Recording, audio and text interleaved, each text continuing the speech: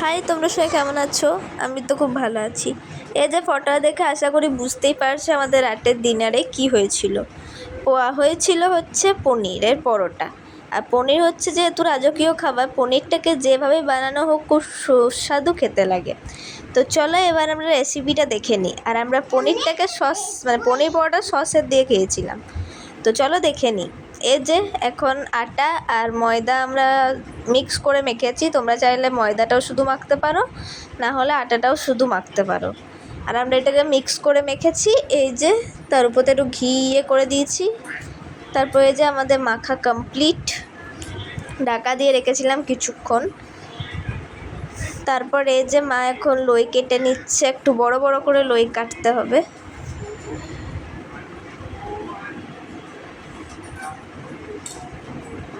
একটু বড় বড় করে লই কাটতে হবে, যেহেতু এখানে স্টাফিং ঢুকবে সেজন্য। এরকম সাইজে লইগুলো করলেই হবে।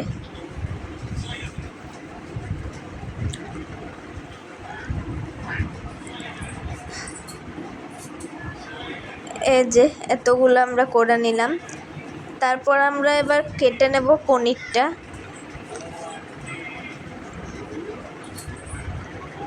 তারপর এটা গ্রাইন্ড করব, মানে আদা ঘষা দিয়ে ঘষে নেব পনিরটাকে।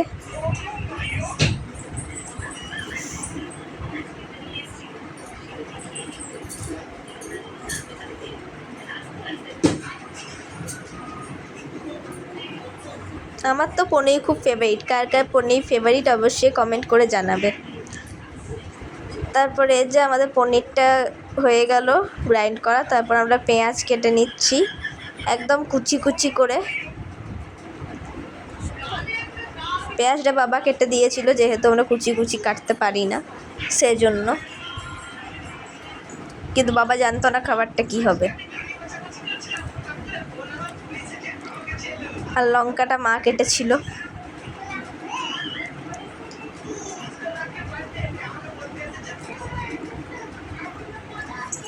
এই যে পনিরের ওপর আমরা যে কেটে নেওয়া পেঁয়াজ আর লঙ্কা দিয়ে দেব। তারপর কিছু মশলা দিতে হবে। ফার্স্টে দিলাম একটু হলুদ। এই ধনে গুঁড়ো আমরা 2 চামচের মতো দিয়ে দিয়েছিলাম। জিরে গুঁড়ো 2 চামচের মতো দিয়ে দিয়েছিলাম, ছোটো চামচের। তারপর দিয়েছিলাম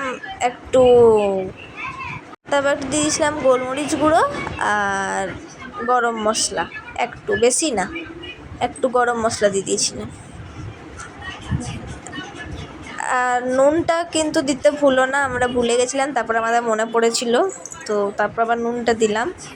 নুনটা তোমাদের টেস্ট মতো দেবে। তারপর সব দিয়ে আমরা মেখে নেব।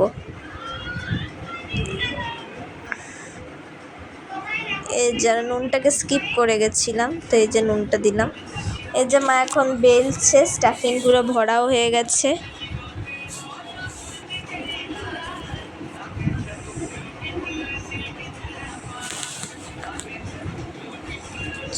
চলো বেলে নিয়ে দেখা হবে।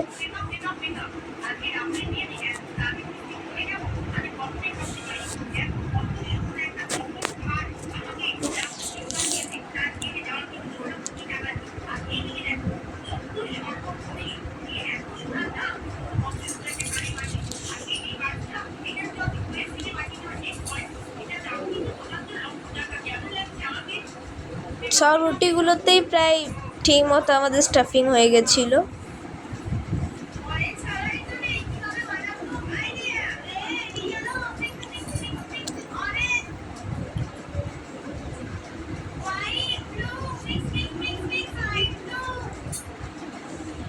এটা পরোটার মতো করে শেপে বেলে নিচ্ছি, চৌকো শেপে। পরোটা শেপও হচ্ছে না, চৌকো শেপে বেলে নিচ্ছি। এই যে এখন আমরা এটাকে ভাজছি, ঘি দিয়ে ভাজছি, তোমরা চাইলে সাদা তেল দিয়ে ভাজতে পারো।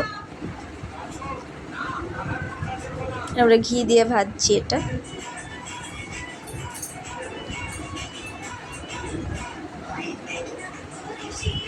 তো এই যে আমাদের পনির পরোটা রেডি। কয়েকটা, আরও 2-3টে বাকি আছে এখনো অবধি।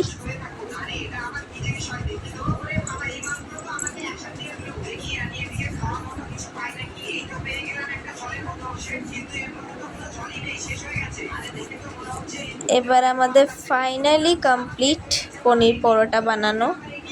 এবার এই যে আমার মা সার্ভ করে দিচ্ছে।